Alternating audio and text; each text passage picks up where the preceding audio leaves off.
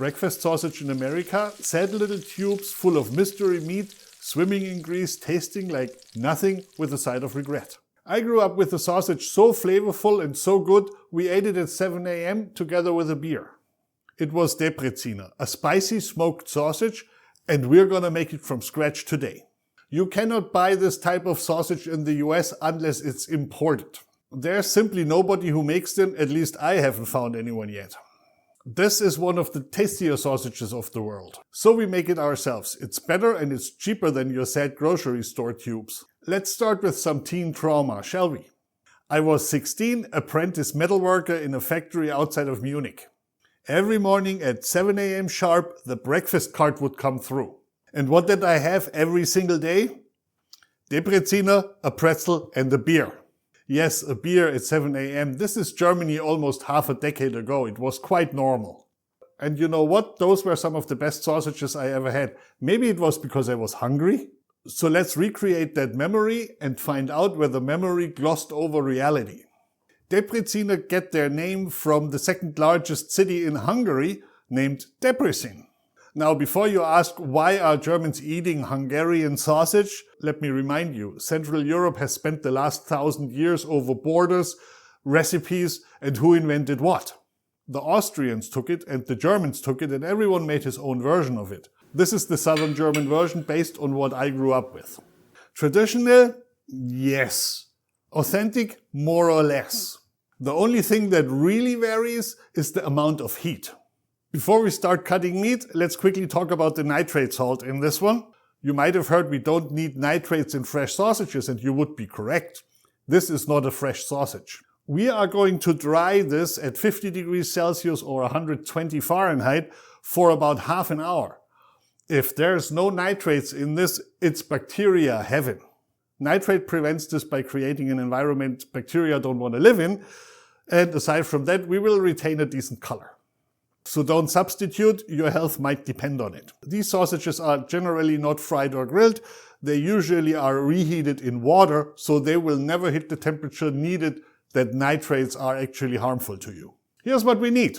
55% pork belly or medium fat pork, 30% lean beef, I'm using ground, and you'll need 15% crushed ice. I had shoulder at hands. That doesn't have enough fat, so I added some 10% of back fat, which I also had at hands. So now we have about the 10% fat content that we need. That's the flavor and the mouth coating. The beef provides texture and structure, and the ice provides temperature control and emulsion. We'll talk about temperature in a minute. Ice is not a suggestion, it's a requirement.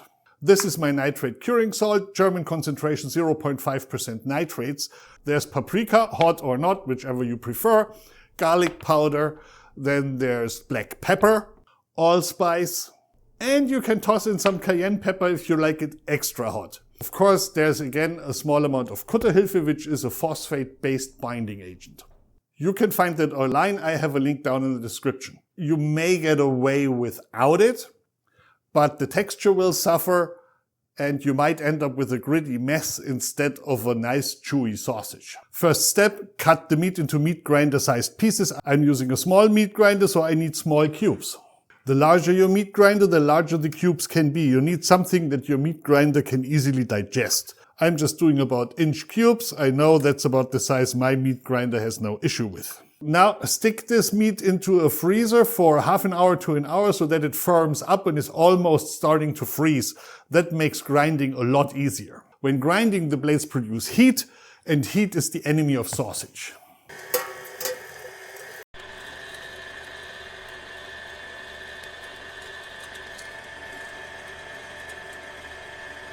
Even if you're using ground meat, run that through at least once, because I'm gonna run this through twice. You want fine sausage meat. I'm throwing this back into the freezer for half an hour just so I can compensate for the grinding process. Here are our prepared spices, everything finely ground. I'm gonna use my trusty old hand mixer here. And there's the meat. It's nice and cold. Essentially everything goes in except for the water or the ice, whichever you're using.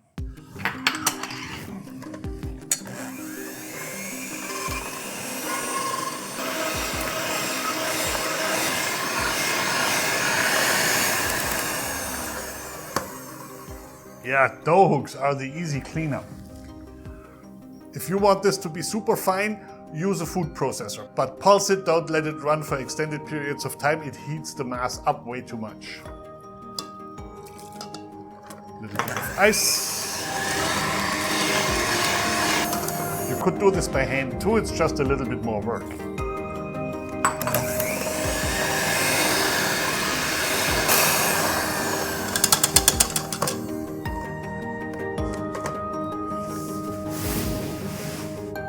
It's sticky, very consistent, and it feels like it's the right temperature. Of course, feeling is not knowing. 10 degrees centigrade, that's 50. That's below what we need, perfect. Time to grab my trusty filler and grab the casings. This is a sheep's casing, gives you the perfect snap. You have to rinse those thoroughly.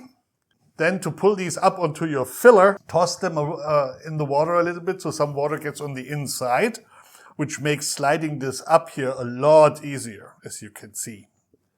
Sheep's casings are very sensitive. Be careful, these things tend to tear easily. Use a needle or something. If you have air in your casing, you can actually poke a tiny hole into it and the air will come out. As I mentioned, these sheep's casings are quite delicate, so don't overstuff them. Better go a little bit less than a little bit more. All right, I only made half the amount because I still got some frozen. Cut this off, tie a knot. Find the length you want to make these. Squeeze a little. And the easiest way to do this is do one and do a second one. So I skipped this one. And then you just turn every other one. That way you finish that and that end at the same time. So this is our length here. This is the other one. Turn this one a couple of times, and there you go. These now go into my smoker or into an oven at 50 degrees Celsius, that's 120 Fahrenheit, for about half an hour to dry off and do something that Germans would call umröten. So this is where the nitrate does its job with the myoglobin and forms a nice red color.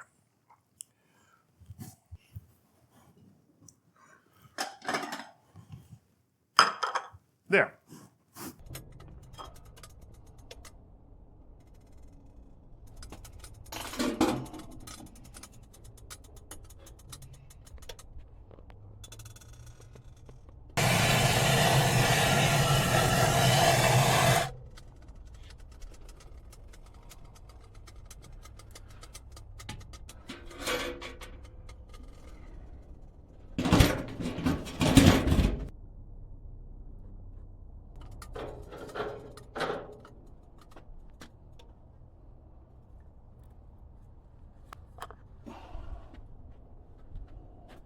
They're fresh from the smoker, they turned out really nice.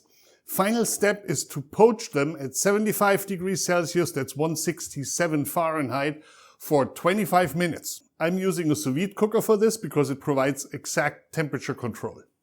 You can get these things used for like 30 bucks on eBay these days.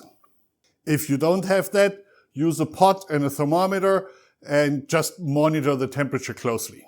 So no need to vacuum them. We just dump those guys in. And then we say 25 minutes. Why 75 degrees, you wonder? Because it's hot enough to denature all the proteins, aka cook them, but it's not so hot that all the fat and goodiness will seep out. If you do boil these at 100 degrees Celsius or 212 Fahrenheit, they will burst and they will not only taste like sadness, they will also look like that. Don't do that. Not now, not when reheating. Reheating well below the boiling point.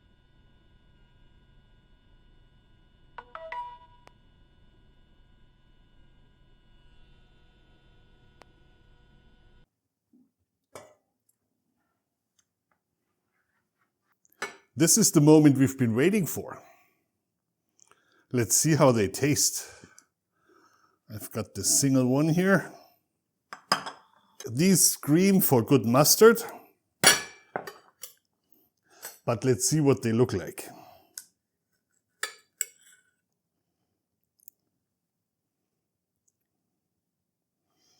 Now, if that isn't a nice sausage. They have very nice color. The fat is emulsified. I don't see too many air bubbles. Seems to be a winner. They smell fantastic.